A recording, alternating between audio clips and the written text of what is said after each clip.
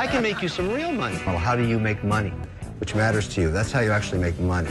Right? I don't want to crush the pogo guys. I just want to make money. Kevin O'Leary is known for his abrasive, no-holds-bar approach on Shark Tank, earning him the nickname Mr. Wonderful. He has now become one of the most wealthy people in the whole world and has spent his money on some crazy expensive things that we're going to look at today. With that being said, let's jump right into it. $3,000 a year on haircuts. Why? Because I don't want to have the bozo factor out here. I invest in looking great all the time. Do you want to win any of these items on the screen? If so, be sure to watch the whole video, leave a like, and comment the hidden message. O'Leary gets an $80 haircut every 10 days, which means he's spending $2,920 a year. A guy like me has to think about haircuts all the time. Why? Because I don't want to look like Bozo the Clown after 2 weeks, with the sides growing out. O'Leary tells CNBC make it, motioning to imitate poofy side hair. I have a bunch of people in different cities that do this, because I want them to know every one of my hairs, O'Leary says. I don't have that many, so I want them to have a personal relationship with every hair. According to 2016 data from Square, the average price of a man's haircut was $34 nationwide and $45 for women. So O'Leary is certainly paying a premium, but experts agree that investing in your personal appearance can be beneficial professionally. People say to me, why don't you cut all your hair off and just be totally bald? O'Leary says, I don't look like that. I don't like that look.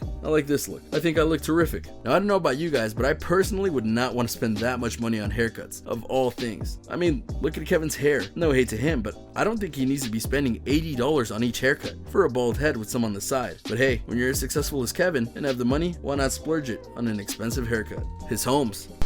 Hello, Kevin. Kim, welcome to Fantasy Condo. Kevin O'Leary obtains a lot of luxurious houses, namely residence in Toronto and Geneva, Switzerland, a cottage on the Lake Joseph in Muskoka, Ontario, Canada. He also owns a large condominium on Marlborough Street in the fashionable Back Bay section of Boston, Massachusetts, near the Charles River. Now, his houses have actually never been shown to the public, as he does not want that information to get out there because of all the data tracking people are capable of doing nowadays. But he has stated that each one of his houses cost him at least $3 million.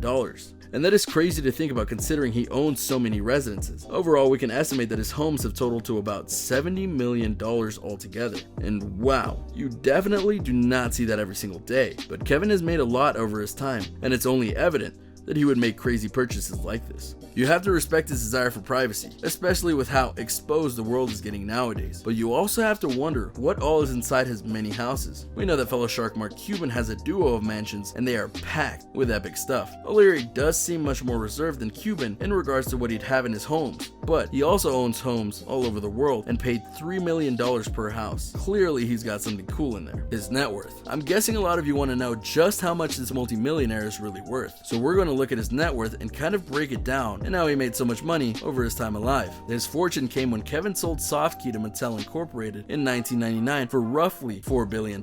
Later, Mattel fired O'Leary, handing him $5 million in severance pay on the way out. Since then, O'Leary has found new success in investing in a wide range of ventures. He sold his stake in Storage Now in 2007, making a reported $4 million profit. And in 2008, O'Leary co-founded O'Leary Funds Incorporated, a mutual fund company. Kevin also added to his money with his hugely successful books. He also earned a right amount as a television personality, as co-host of a talk show on Canada's national business television channel, hosts a series on the Discovery Channel, and as a co-star of CBC News Network, The Lang & O'Leary Exchange. In 2009, when he was hired to play the role of a potential investor on Shark Tank, while O'Leary's pay for being on the show is unknown, co-host Mark Cuban was offered a reported $30,000 per episode. Well, it's safe to assume that Kevin wasn't paid any less. Well, overall, his net worth totals into an estimated $400 million, which is absolutely insane. Take it this way, no professional sports player makes that much, so we can assume that Kevin has a lot on his hands for sure. Luxury underwear? Everyone has something they're willing to splurge for. Even the cast of ABC's Shark Tank, Barbara Corcoran, indulges in fresh flowers and trips with her girlfriends. Robert Herjavec is always willing to shell out cash for valet parking. Mark Cuban splurged on a private jet, but for Shark Tank star Kevin O'Leary, the luxury item on which he's willing to spend a pretty penny is certainly unique. My underwear costs $120 each, O'Leary tells CNBC Make It. O'Leary says he buys his boxers from Zimmerli of Switzerland, a company that has been handcrafting underwear since 1871. They're made from Egyptian cotton, O'Leary says. I love them. It's all about looking and feeling his best. I invest in looking great all the time, and the way I do it is paying for great clothing, including my underwear. Now this was definitely not something you were all probably expecting, as underwear is not usually a luxury gift, but for Kevin it is. I guess he's always feeling good down there with his luxury boxers on.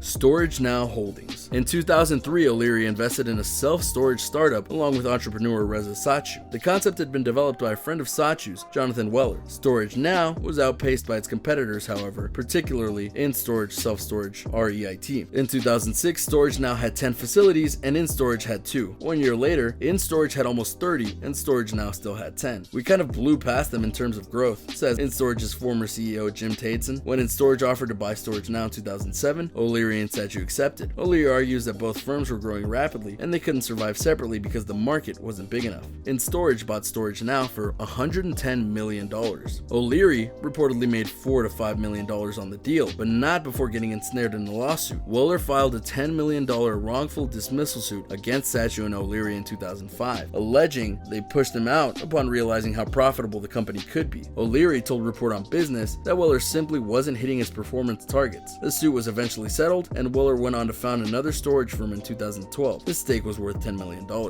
So this may not have turned out exactly as O'Leary wanted it to, but this company still proved his success in the field and shows how he can afford a lot of things. What's more, it proved how he handled a messy situation, because he had a sure thing to start and then it quickly fell apart over the course of a year. Then, when the lawsuit came, he had to figure out what to do in order to make things work, and that wasn't easy for him, but he made it through. It's the lessons he learned that helped him make him the shark he is today. What's more, it proves that he knows what he's talking about when it comes to the people who try and sell him an idea on Shark Tank. O'Leary Funds Management. As his television presence grows, O'Leary set up a money management firm with former Wall Street banker Conan O'Brien in 2008. O'Leary's role was primarily about marketing. He didn't have a license to manage money, and his name recognition helped bring in clients. The vision was his, however, and he wanted to offer products to retirees and baby boomers in search of yield after the federal government's crackdown on income trusts. Further, his co-hosting duties on the Lang & O'Leary exchange gave him access to CEOs, politicians, and fund managers, helping to generate broad investment ideas. O'Leary said that year the company had more than $1.5 billion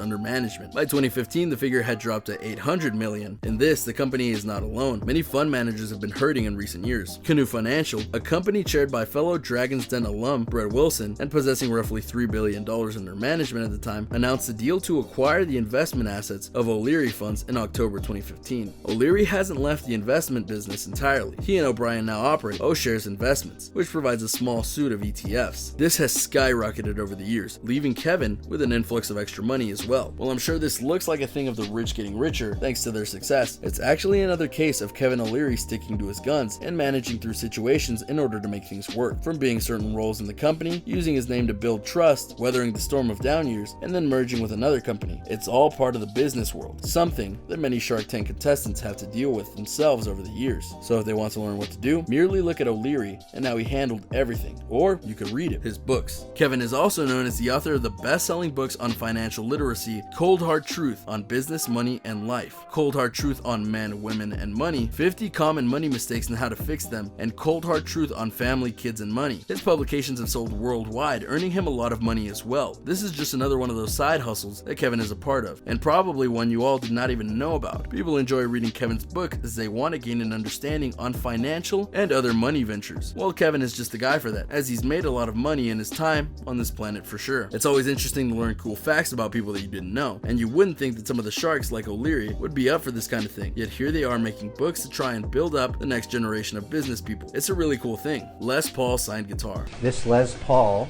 signed by Les Paul, is a beautiful instrument. I still play it. One of his most treasured possessions is a signed Gibson Les Paul guitar. He talked about how that came about. I have a guitar collection that includes a signed Gibson Les Paul. A friend who was playing in a band invited me to the Iridium Club in New York to meet him. We ended up talking for an hour, and then I was jamming with him. It was pretty cool. The Music Aficionado has more than 129,000 songs in my collection. He told Toronto Life that all his music came from old CDs and records. It was a labor of love that took me 3 years, he said. Kevin also stated that he actually invests in guitars because of their worth. So overall, we can only assume that this Les Paul guitar must be worth a fortune. And well, Kevin O'Leary is definitely one to be able to afford it. A musical fascination? Why not? And he's right. Music and musical instruments can be quite valuable if you get the right kind. And the Les Paul signed guitar and certain other guitars that he owns are most definitely valuable. Leave it to a shark to know the true value of something. Expensive denim jacket. Then I started doing some research, and I discovered that Yves Saint Laurent made a hand-stitched jacket